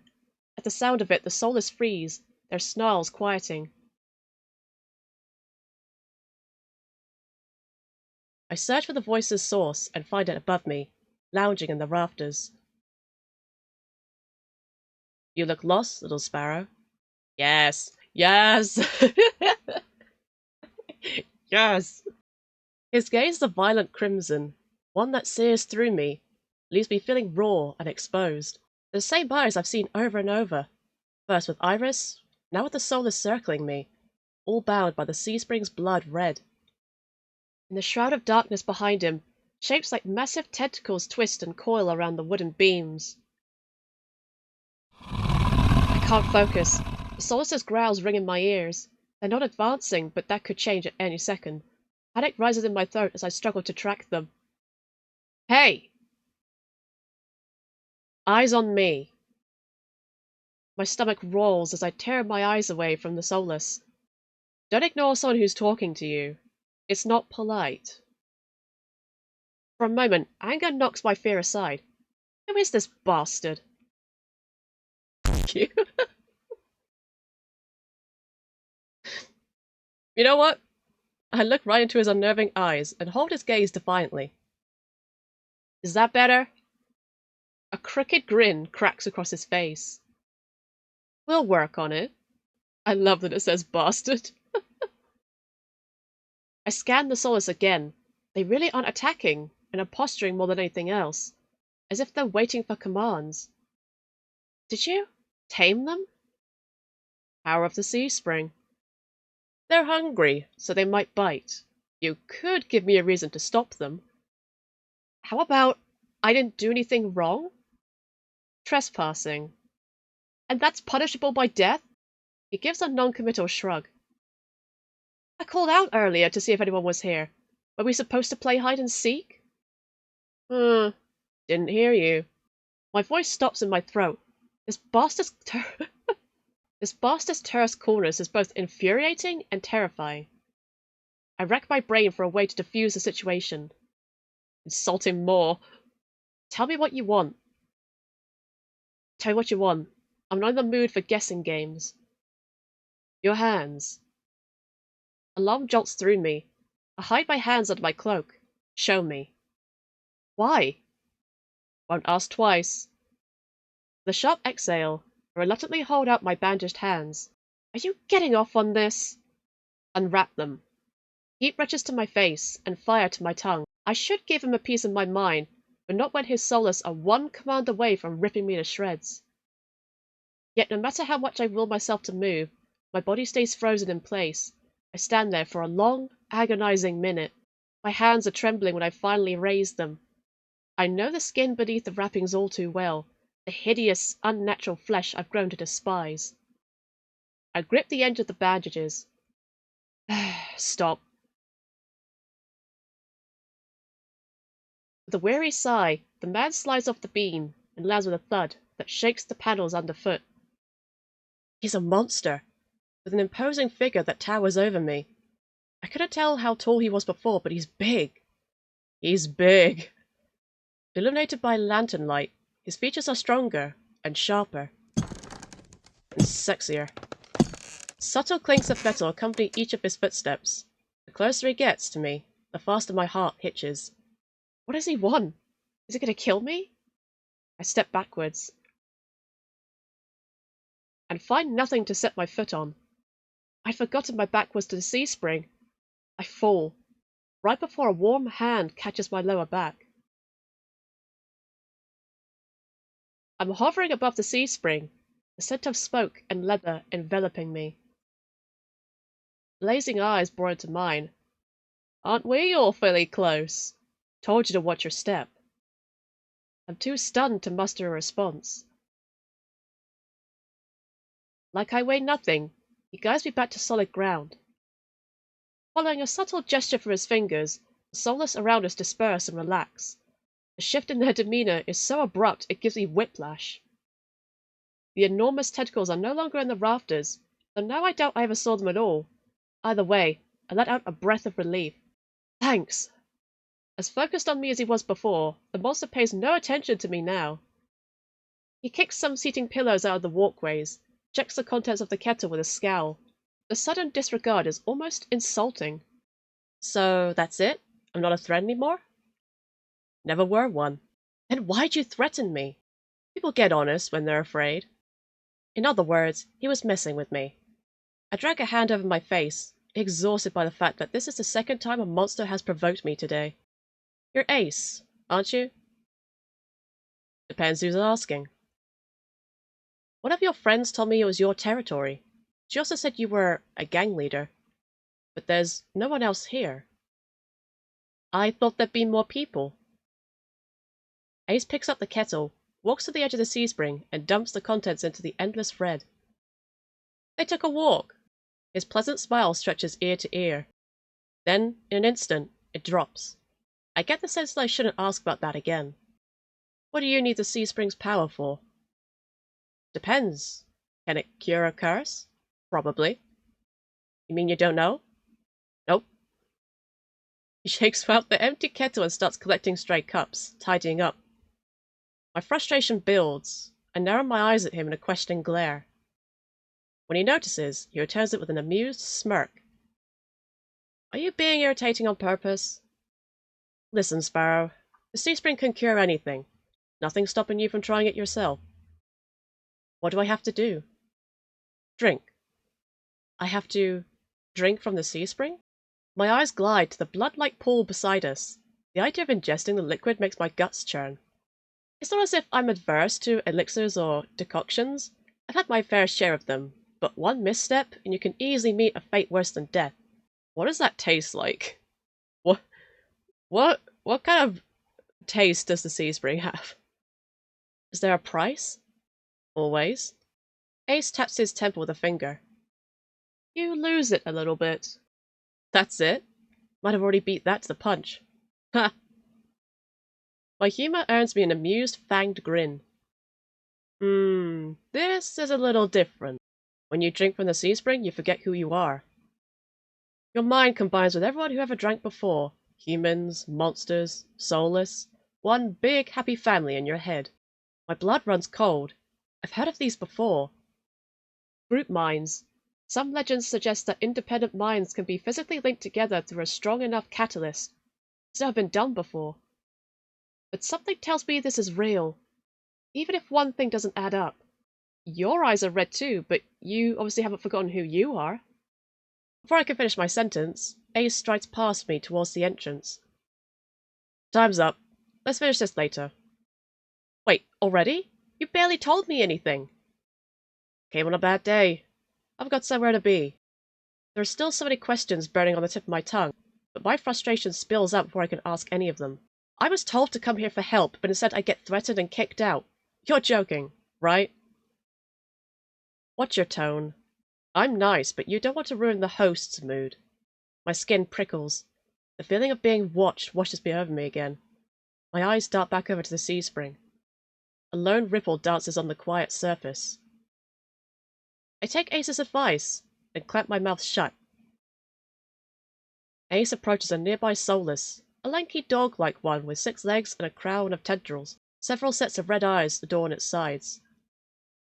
Its forked tail wags rapidly when Ace squats beside it. He runs his fingers through the tendrils, scratches his chin, and pats its head. A gentle smile plays across Ace's lips. The affection he holds for the soulless is painfully clear. He's a dog man. He's a dog man. I dip my eyes away, my stomach fluttering at the tender sight. It's getting dark out, so this pretty girl will guide you back. Following a short whistle from Ace's lips, it trots over to the entrance obediently, tail swaying. I want one. I watch the soulless warily. Pretty is not a word I would use to describe it, and the idea of it protecting me sounds absurd. If I decide to drink, how do I find you?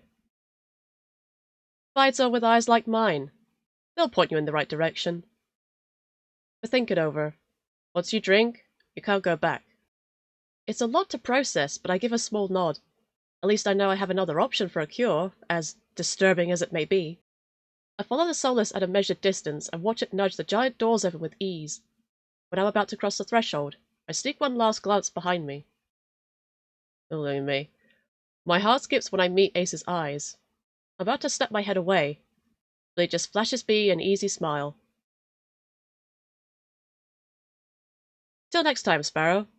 I'll buy you a drink for scaring you. I don't trust myself to do anything but respond with a curt nod. Outside, more crimson-eyed soulless scuttle about. It's hard to believe it's the same threatening pack from before. They chase each other in circles, roll around in the bog's mud. They pay no attention to me as the dog-like one escorts me away. It's an uneventful trip. Sometimes the soulless looks over its shoulder at me to make sure I'm still following.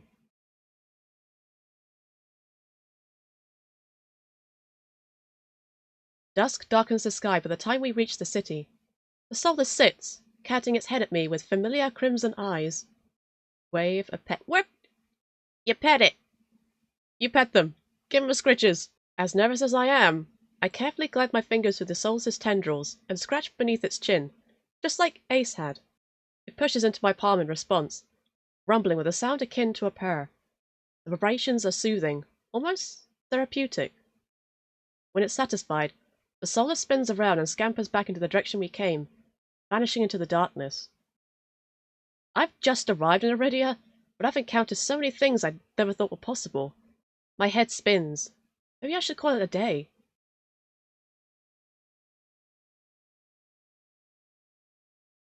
Nightfall creeps across the streets of Eridia. The city, labyrinth even in daytime, has now become a warren of treacherous alleyways. I love seeing locations at different times of day. The streets are completely deserted. If I hadn't been here earlier, I would have thought this part of the city abandoned. My steps slow when I hear rustling in the dark. I strain my ears, but everything is still. Is the silence playing tricks on me? Imagine things? No, something's wrong. Always be paranoid. The fine hairs on the back of my neck prickle, a frisson of discomfort running down my spine. Something is wrong. My eyes dart from one side of the street to the other, searching for movement, but the shadows are deep as dark as pools of ink. I can't stay here. I need to reach a busier part of the city. Drawing my cloak tighter around my body, I hurry. Though I keep my eyes sharp and listen intently, there's only the sound of my own footsteps. As the moments pass and nothing happens, I begin to wonder if I really did imagine that noise. I turn the next corner, and my thoughts came screeching to a halt. Screaming? Screeching. My head spins, the world blurring as adrenaline rushes through my veins. Only one thing is clear amidst the haze. Oh no. The Solus that attacked the caravan. It's crouched over a dark, indistinct shape. A body. A garland of intestines spills from pallid flesh. Blood grouts the cobblestones. Holding my breath, I take a step backward. When the wet, slurping sounds don't abate, I take another, then another. Then a shard of glass crunches under my heel. The world slows to a crawl as the Solus raises its head, blood dripping from its tendrils. Every single one of its sulphurous, bulging eyes fixed unblinkingly on me. It's really here. It's come back for me. Run. Yep, let's run. I'm off like a shot, running for my life through the darkened streets. Behind me, a piercing bay splits the silence, and heavy footfalls pound after me. My heart thunders in my chest. I take turns at random, trying to lose the Solus in the maze of streets, but I can't seem to shake it. I can hear its breathing now, a wet, fluttering rasp, growing closer and closer. The same claws that severed my arm swipe out. I duck, saved by pure reflex, and skid around a corner, only to freeze. A wall twice as high as me bars my way. A dead end. Why does this Solus have it out for me? Behind me, the Solus looms. It's enormous, taking up nearly the entire width of the alleyway. Its long, claw-tipped limbs give the advantage of reach. Fight back? I'm not sure if I'm capable of fighting back. I don't think it would go down too well. Let's just run. Let's just flee. As the Solus prowls closer, my eyes dart from side to side, looking for an escape. The Solus is blocking the obvious way out, but right behind me, there's a rickety door that must lead into the adjoining building. If I can get inside, the Solus' size will hinder any attempt to pursue me. I whirl, grabbing at the handle. It turns completely, the hinges creaking as I push. I feel a flash of hope, before a weight hits the door from the other side and slams it shut. The click of the lock turning is grimly final. Well, you know what, I can't blame them. I can't blame them. In this wretched world, few people will stick their neck out to help their own flesh and blood, never mind a stranger. I mean that on your doorstep? I'm just saying. The Solus gives a rasping hiss. It's the only warning I get before it lunges for me with a flash of claws. I hurl myself to the side, but the slick cobblestone betray me. I fall, sprawling over the rough stone. As the Solus looms over me, I scramble away from it until my back hits the wall. There's nowhere left to go.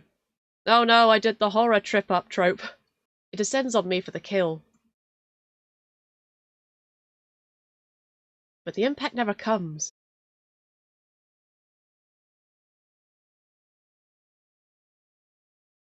I rarely crack one eye open, then the other, not sure whether I should believe what I'm seeing. A hooded figure crouches in front of me, one blood-stained hand outstretched. Oh, why must everyone in this game be so gorgeous? Moonlight... I can't speak, they've captivated me. Moonlight silvers the edge of their stiletto knife. Their face and hands are splattered with blood. And the soulless? My eyes dart past my unexpected rescuer, to the misshapen form behind them. The soulless's many eyes, once restless and vibrant, now look dull and waxy. A red pall spreads slowly from under its body. Numb with shock, I can't help but stare. After all the people it's killed, after nearly killing me twice, I can hardly believe it's dead. Well, I gingerly take the offered hand. The hunter's gaze dips to my bandages. Pale lips part, on the brink of a question, then close again. With a stench belying their slight frame, they pull me upright. I can feel the tension in their grip. Their fingers tremble like they want to pull away. It's a sensation I'm all too familiar with myself. Despite their obvious discomfort, they pause for a moment, pale eyes sweeping over me. Not going to fall? When I shake my head, they hastily let go and back off, wiping the blood from their face and hands. Do you just not like contact, or is there something up with your hands as well? We have hands in common already. The hunter turns away from me, the heel of their boot hitting the soulless's gangly body. I lean over it, studying it intently. With their back to me, I realize that their hooded silhouette is familiar. I saw them outside the Senobium. Vestigial or functional? I'm startled out of my thoughts when they speak, but they aren't looking at me. Can't all be processed in the brain. Its occipital lobes would have to be enormous. In fact, I don't think they're talking to me at all. It sounds like they're trying to figure out how the soulless was able to process input from so many eyes at once. I can't say I expect to be rescued by someone who seems more than passingly familiar with neurology. Suggest your own theory. Ooh. Yes, let's nerd out together. I used to sit and talk with my teacher for hours. It's all too easy for me to slip back into that old habit. What if it has a distributed nervous system? They nod absently, still engrossed in their examination. Possible. Or maybe the sensory input from the additional eyes is rudimentary. Do you think they only track motion? They cut themselves off so sharply, I can practically hear their brain catching up to their mouth. They whip around, wide eyes landing on me. They're blushing. Sorry, did I say something wrong? No, I just didn't expect... It's been a while since I've had someone answer. That's all. They clear their throat, straightening up. Most people would have run off by now. So, do you need something? It doesn't seem like they're interested in discussing that soulless nervous system any further. Too bad. They almost seemed approachable. So, Senobium... Let's thank them first. I wanted to thank you. They stare at me. Though their lips part, they seem to struggle to figure out what to say. Not used to hearing that? They're blushing again. That hint of uncertainty almost vanishes under their scowl. Almost. You shouldn't need my help to begin with. What are you thinking, traveling alone at night? Oh, they're giving me the stance. This is far from the worst thing haunting Lowtown. I can't make heads or tails of them. First they save me, and now they scold me. Lesson learned. I could do without the lecture, though. To my surprise, they break eye contact. They frown, though their disapproval doesn't seem directed at me. Huh. If you're not going to run off screaming, you might as well wait until I'm done. Their attention glides back to the soulless corpse. They examine it with an inscrutable expression. I cleared my throat to fill the silence. I'm foreign. Mhin. Suddenly Mhin tenses. The blade flashes as they drive it into the base of the soulless skull, right between the cervical vertebrae. The soulless thrashes once, letting out a rattling hiss as the air leaves its lungs. Mhin leans on the blade, driving it deeper and deeper until there's a sickening crunch, and the creature goes limp. My heart thuds in my chest. It must have been clinging to life by a thread. Mhin straightens up, withdrawing their blade in a single smooth motion. Better to put wretched things like this out of their misery. They calmly clean the blood from their knife. Mhin struck the creature with surgical precision. Their quick, clean movements remind me of my dissection lessons. Quick, let's nerd out again. But I've never seen that kind of knowledge used to kill before. I mean, I'm curious about that as well, but connect with them more? Are you some kind of scientist? Mhin stops, mid-motion, lifting their head to stare at me. You knew exactly where to strike. Have you studied anatomy or medicine? Not quite. Why is a solace inside the city? Mhin looks at me, eyes searching, before realization dawns. You're new here. There's no walls around the city. Solace can come and go as they please until someone is contracted to stop them. The Senobium's patrols don't bother to protect Lowtown. Not anymore. Let me guess, you're not a fan of the Senobium? Nobody is. I wouldn't go that far. Either way, it looks like I owe you. Mhin's brow abruptly furrows, and they sheathe their knife, motioning for me to follow. It's not safe here. The vultures can smell death. I'm not quite sure what they mean, but I don't want to stay lost in this city. I trail behind them as they stride down the street. If it's so dangerous, then why are you helping me? I came for the bounty on that Solus, and you were in the way. Not killing you isn't the same as helping you. Don't count on being so lucky again, or you'll be dead by sunrise. Their answer is stingingly harsh. I'm so tempted to just give everyone attitude in this, because MC has a bit of an attitude on their own. Fed up with their hot and cold attitude, I don't bother holding back anymore. Fine! I don't know why you dive in out of nowhere to kill some dangerous soulless, then be rude to the person you helped, but go right ahead. Mhin blinks, staring at me like my head just spun around on my neck. Never mind mouth, then close it, looking uncertain. I forge onward, gathering steam. I was just trying to get back to my lodgings. How was I supposed to know there'd be dangerous solace hunting in the streets? You don't have to be an asshole about it. How many times, Mhin, have you blushed in this encounter? You're not as spineless as you look. Yeah, you like that? They sigh, and shake their head. It's too dangerous at this hour. I'll take you to wherever you're staying. After all that, the offer catches me off guard. When they realize I'm staring, they look away with a huff. You aren't wrong, and it'll be faster if I take you there myself. I have a room at the Wet Wick. At the name, Mhin's face falls. That gaudy cesspit. Not a fan? It's full of drunks and idiots. What do you think? Ha! True. It doesn't seem like their kind of place. Well, that's where I'm staying. Are you taking back your offer? Mhin exhales sharply and shakes their head. This way. Mhin's route is completely different from my slow, early morning meandering. Their steps are swift and sure, even though all the streets blur together in the dark. You know this city pretty well. I grew up here. I think that's the first thing they've told me voluntarily since we met. Was it always like this? Mhin's gaze wanders, dragging along the dingy buildings. I struggle to decipher their expression. Regret? No. Eridia was never perfect, but it used to be a place worth living in. I can't make heads or tails of Mhin's answer. Eridia is the last bastion of humanity in this wasteland. Where else is worth living? The Wet Wick's not much further now. In no time at all, the shadowy alleys of Lowtown give way to brightly lit avenues and crowds of lively people.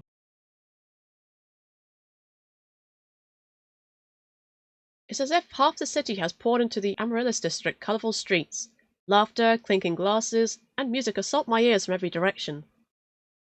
Yet most of the noise comes from the Wet Wick. Its doors hang wide open, bright lanterns frame a tall and familiar figure. Ah! Foreign? And Mhin, I see. It's hard to say which of us is more surprised. You know each other? Mhin is a freelancer who has done a few errands for me. They are quite reliable. A freelancer who wields a dagger like a scalpel? There must be more to that story. Though I can't say I remember you ever escorting travellers. Foreign nearly walked into the jaws of a soulless. I thought bringing her here would be less trouble. Ah, if you're staying here, I take it Leander was able to help you. As it happens, I was also heading in that direction. Shall we? Fine. He still owes me for yesterday's work. I just say, I love Kurash's sprite. I love that back-turned, over-the-shoulder sprite. Look at that hair. Majestic. Mhin drags their feet, reluctantly trailing me into the tavern.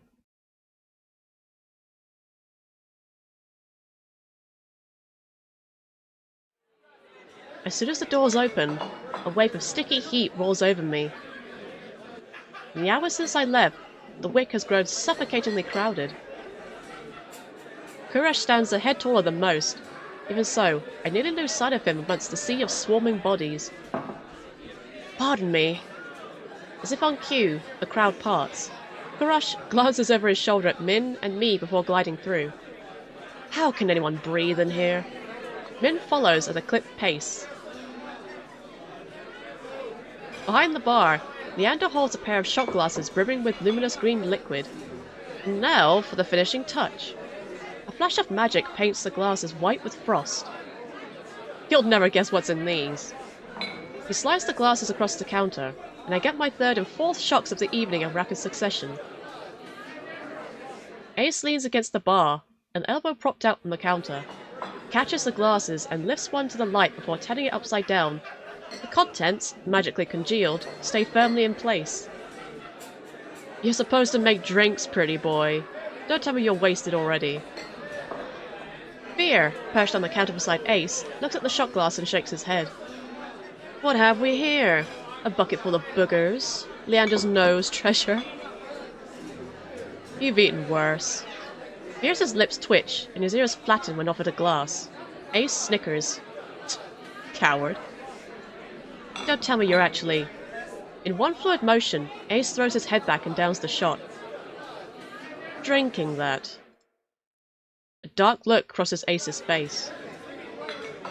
That timing was really good. It's chewy. Chewy? Wait, let me try again. Behind me, Mhin grumbles. I told you this place is a nest of degenerates. If it isn't Kuras and Mhin! At the sound of Leander's voice, Min's pale eyes grow wide. They look ready to bolt, until Kuras sets a hand on their shoulder. This will not take long, I promise. Min's eyes dart from Kurash's hand to his face, then soften. Fine. You first. While they step forward, I linger behind, struck by a sudden realization, or revelation. All of the people I've met today know each other. Good evening, Leander. Ace? Another drinking competition, I presume? Is it evening already? Just some friendly rivalry, Doctor. No need to be alarmed. Kuras acknowledges Leander and Ace with a slight nod, ignoring Vere entirely. Not that Vere seems to mind. He tilts his head, lips curving to an impish smile when he spots Mhin brooding behind Kuras. I almost didn't see you there, Mhin. Looking for your booster seat? Oof.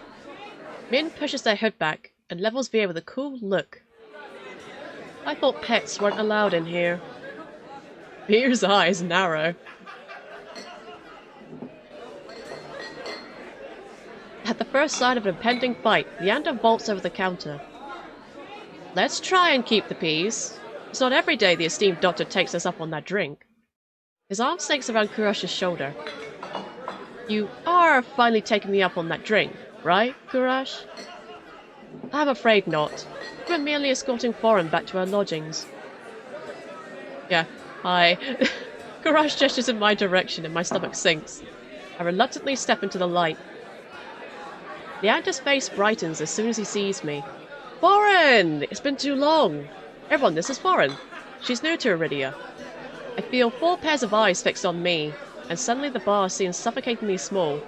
My voice nearly catches in my throat. We've already met. Actually, I've already met everyone.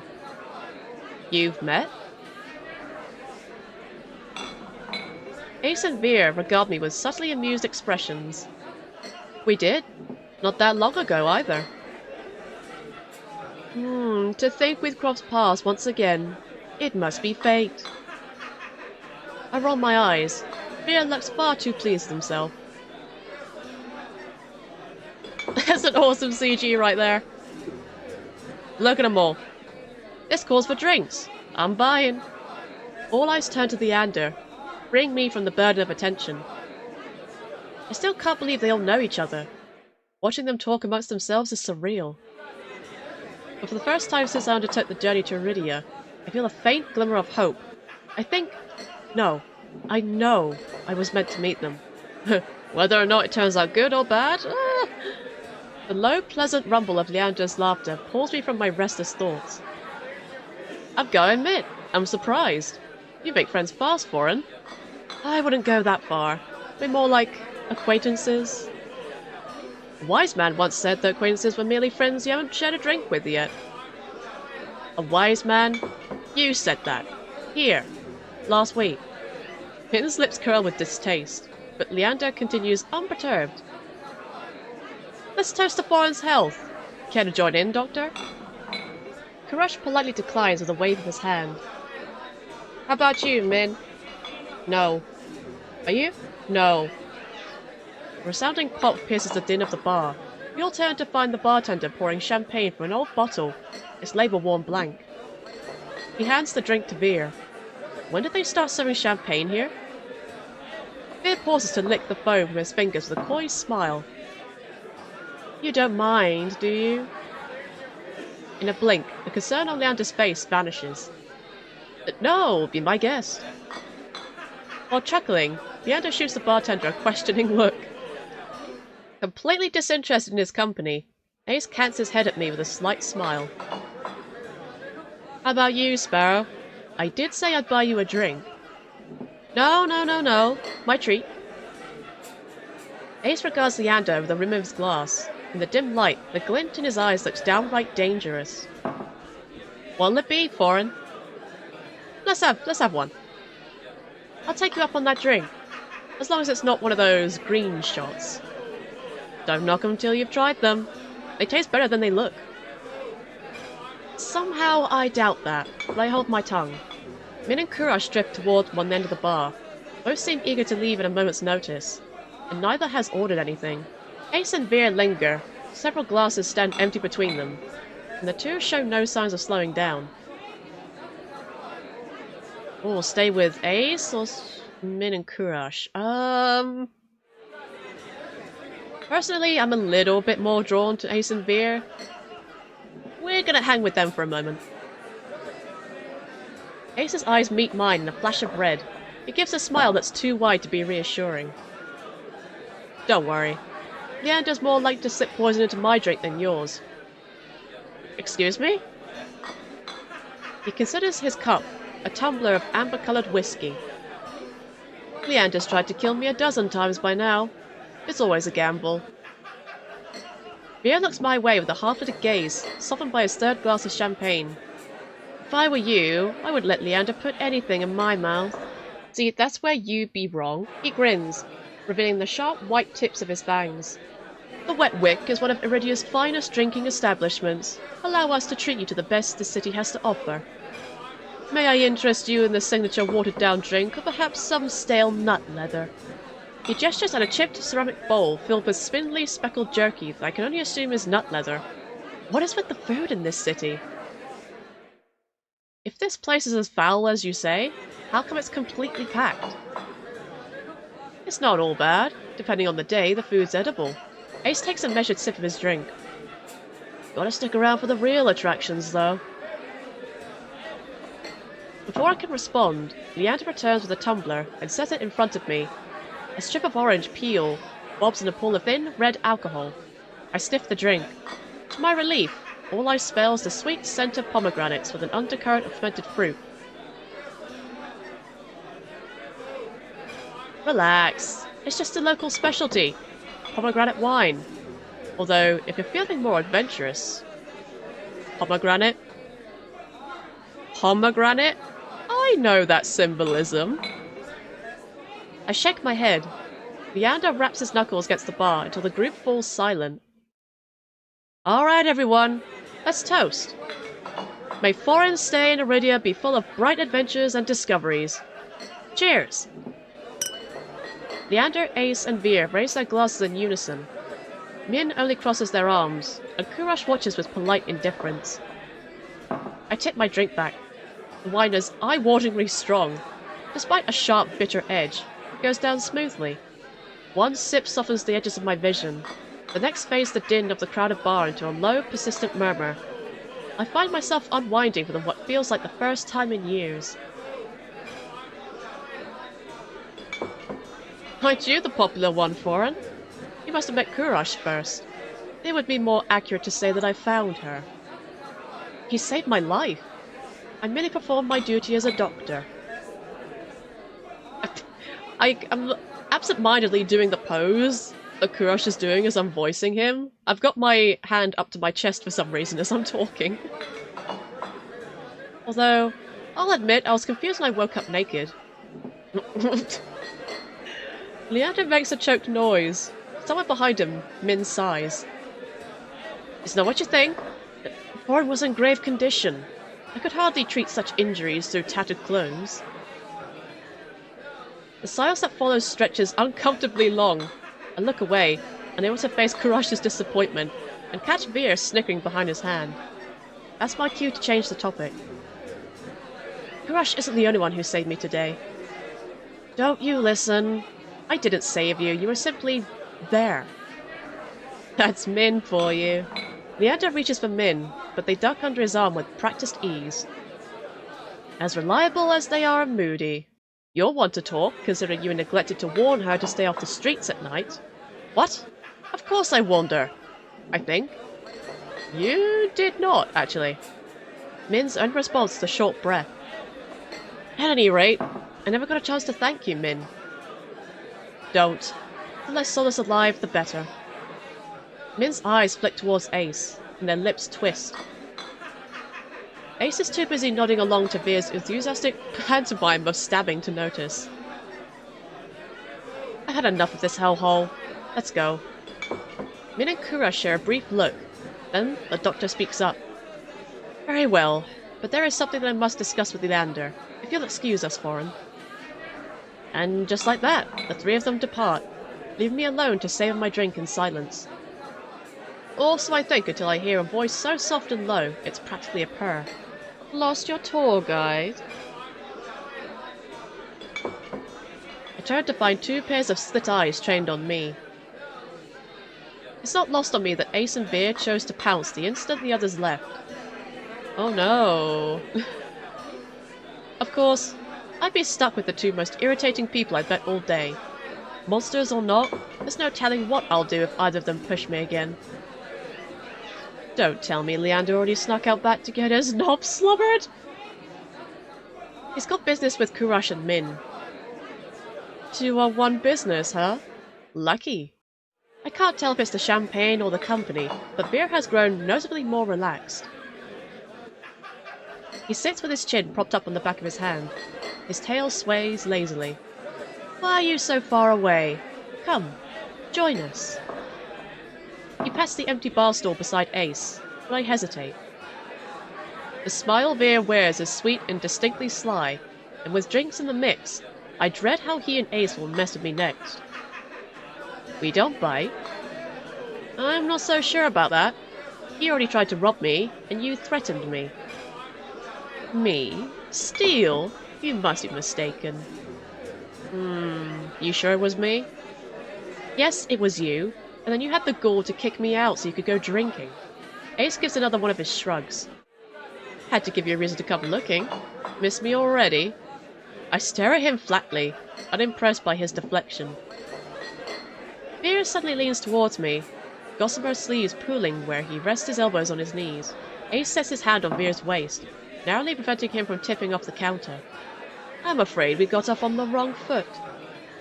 How about we start fresh, Begin with proper introductions and whatnot?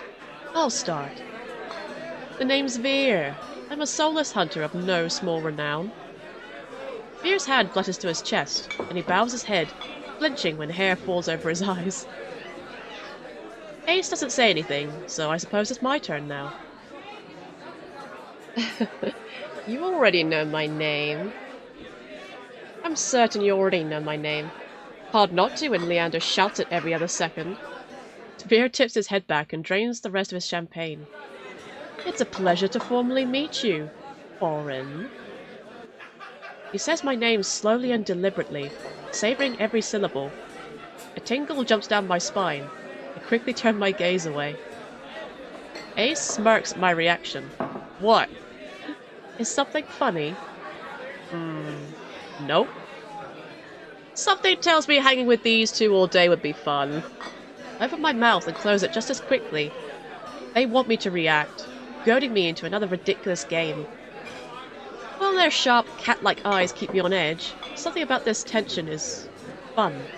It must be the wine. A flash of white over Ace's shoulder catches my eye. Across the bar, Kuras heads for the door. I don't see Leander or Mhin, but it feels wrong to let the doctor leave without saying goodbye. I'll be back. Vere grins and waves at me as I leave. I slip through the crowd, careful not to touch anyone, but just as I'm nearing Kuras, I stagger, shoulder checked by a man with a neck twice as wide as his head. He stares down at me, nostrils flaring. Out of my way, shit stain! My words spill out on their own. Watch it! I regret them as soon as they leave my mouth. That f***ing wine! The lowlife wheels around, shoving an adder out of the way so he can close in on me. What did you say? He shoves me backward, sending me stumbling to the sticky floor. I'm fine, but my heart leaps to my throat when I see him bearing down on me. You trying to start something here? The lowlife freezes, his fist cocked back. A group of adders circle him, sizing him up. For what feels like an agonizing long time, the lowlife looks from me to the adders. Finally, he sniffs and spits on the floor next to me. The ward narrowly misses my cheek. Screw it. Too many freaks in this circus tonight. He turns his back on me and comes face to face with Ace. He gives the lowlife a dangerous smile. Oh dear. You'll do. What happens next is a blur. Oh! Ace's fist His fish? Ace's fist crashes into the man's jaw, causing a frenzy of gasps, shouts, and even cheers. I scramble to my feet as the frantic crowd swarms around me. Through the ruckus, I hear Leander shouting. Take it outside, Ace! Everyone, the drinks are on me! With that, the wick erupts in hoots and cheers. The ring around me disperses as adders and onlookers rush toward the bar. Through the thinning crowd, I catch glimpses of familiar faces. Ace vanishes out the back, dragging the lowlife behind him. Kuras lingers near the door, searching, I suspect for any wounded before he departs. Mhin draws their hood up tight as they duck out a side door. Vere leans over the counter to swipe a glass of wine from behind the bar. And Leander, seated at the opposite end of the bar, gestures dramatically and apologetically at the bartender. In a heartbeat, I realize that there's no telling when or if I'll see any of them ever again. Whoever I pursue may be the last person I get to speak to tonight. I follow. And that will be back in part 2 of the demo, where we will cover all of the characters' endings and all of their choices. Sorry to leave it on a bit of a cliffhanger like that, but I had to split the video into 2 parts because it was getting pretty long on its own. I will leave my thoughts and opinions for after part 2, but so far I am really enjoying this, and I'm making little mental notes of all the changes that have been made. So I will see you all next time for the second part of the demo. Bye-bye! Bye!